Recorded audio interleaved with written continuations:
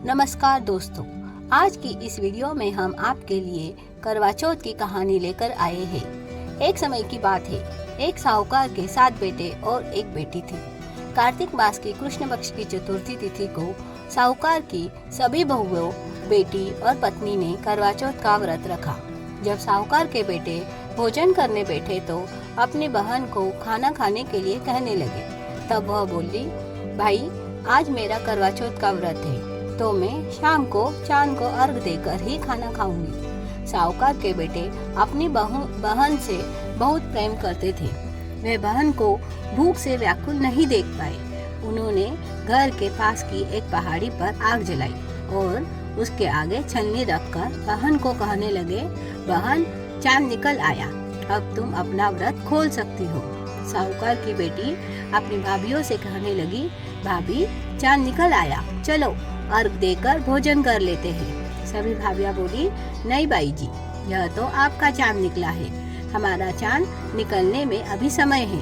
भूख से व्याकुल वह चांद को अर्घ देकर भोजन करने बैठ गई। जैसे ही पहला निवाला तोड़ा तो उसे छींक आ गई, दूसरा निवाला तोड़ा तो उसमें बाल आ गया और जैसे ही तीसरा निवाला तोड़ा तो ससुराल से बुलावा आया कि पति बीमार है, जल्दी भेजो।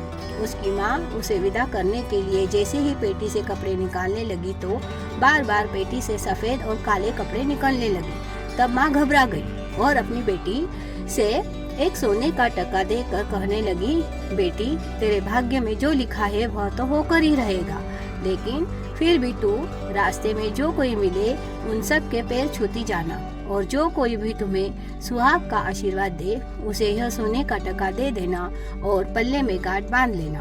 वो बोली, ठीक है माँ। ऐसा कहकर वह अपने ससुराल की ओर चल दी।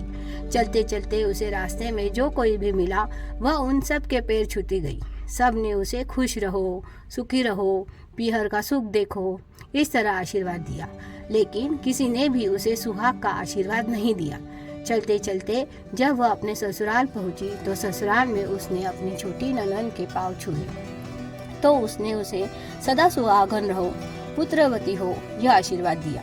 तो उसने उसे सोने का टका दे दिया और पल्ले में गांठ बांध दी और जैसे ही अंदर गई तो देखा कि घर के आंगन में उसके पति का शव रखा है और उसे ले जाने की तैयारी हो रही है।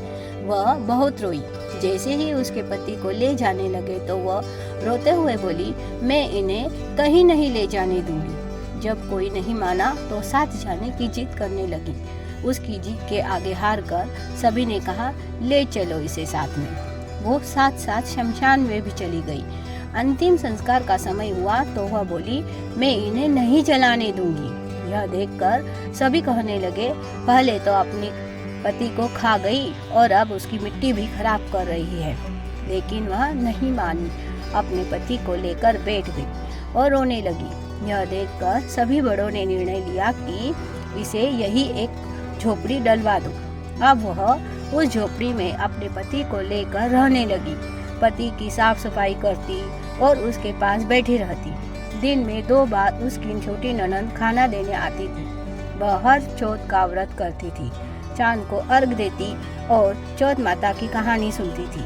जब चौथ माता प्रकट होती और कहती, करवो ले, भाइयों की प्यारी करवो ले, घनी भुक्याली करवो ले, तब वह चौथ माता से अपने पति के प्राण मांगती। लेकिन वह उसे कहती, हमसे बड़ी चौथ माता आएगी तब उनसे अपने पति के प्राण मांगना।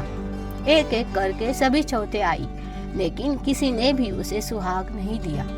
अब अश्विन की चौथ माता बोली, तुझसे कार्तिक की चौथ माता नाराज है, वही तेरा सुहाग तुझे लौटाएगी। तो उनके पैर मत छोड़ना और सुहाग का 16 श्रृंगार का सामान तैयार कर लेना। जब कार्तिक की बड़ी चौथ आई तो उसने अपनी छोटी ननद से 16 श्रृंगार का सामान मंगवाया। तब सास कहने लगी, वह तो पागल हो गई है, वह जो मांगती है दे आओ। साहूकार की बेटी ने करवा चौथ का व्रत रखा, चांद को अर्घ दिया और जोत जलाई। जब चौथ माता प्रकट हुई तो वह बोली, करवो ले, भाइयों की प्यारी करवो ले, दिन में चांद उगाने वाली करवो ले, घनी भुक्याली करवो ले। तो उसने उनके पैर पकड़ लिए और बोली, माता मुझे मेरा सुहाग वापस कर दो। तब चौथ माता बोली, तू तो बड़ी भूखी है, 7 भाइयों की प्यारी बहन है, सुहाग का तेरे लिए क्या काम। तो वह बोली, नहीं माता, मैं आपके पैर तब तक नहीं छोड़ूंगी जब तक आप मेरा सुहाग वापस नहीं करती। अब चौथ माता ने एक एक करके सुहाग का सामान मांगा। उसने सुहाग का सारा सामान चौथ माता को दे दिया। तब चौथ माता ने अपनी आँख से काजल निकाला, नाखूनों से मेहंदी निकाली और मांग से सिंदूर निकाला और उसे करवे में घोलकर छोटी अंगुली से छींटा दिया, जिससे उसका पति जीवित हो गया। चौथ माता ने जाते जाते उसकी झोपड़ी पर हाथ फेरा दिया, जिससे उसकी झोपड़ी महल बन गई। जब छोटी ननद खाना लेकर आई तो देखा भाभी की झोपड़ी की जगह महल खड़ा है। वह दौड़ी दौड़ी ननद के पास आई और बोली, भाई साहब, आपका भाई वापस आ गया है, जाओ और सासू जी से कहो गाजे बाजे से हमें लेने आए। छोटी ननद दौड़ी दौड़ी माँ के पास गई और बोली, माँ भाई जिंदा हो गया है। माँ बोली, भाभी के साथ तेरा भी दिमाग खराब हो गया है। वो बोली, नहीं माँ, मैंने देखा है, सच में भाई जिंदा हो गया है। अब सभी घर वाले गाजे बाजे के साथ अपने बेटे बहू को लेने पहुँचे। बेटे को जिंदा देखकर सास बहू के पैर छूने लगी तो बहू कहने लगी, नहीं माँ जी, आप उल्टी गंगा मत बहाओ, आप लगो चौथ माता के पगा, मैं लगूं आपके पगा। तो सासू कहने लगी, मैंने तो अपने बेटे को साल भर पहले ही भेज दिया था, यह तो तेरे भाग्य से वापस आया है। हे चौथ माता, जैसा दुख पहले साहूकार की बेटी को दिया वैसा किसी को मत देना, और जैसा बाद में उसे सुहाग का वरदान दिया वैसे हर किसी को देना। कहानी कहने वाले को, सुनने वाले को, हुंकारा भरने वाले को, सबको देना। बोलो करवा चौथ माता की जय।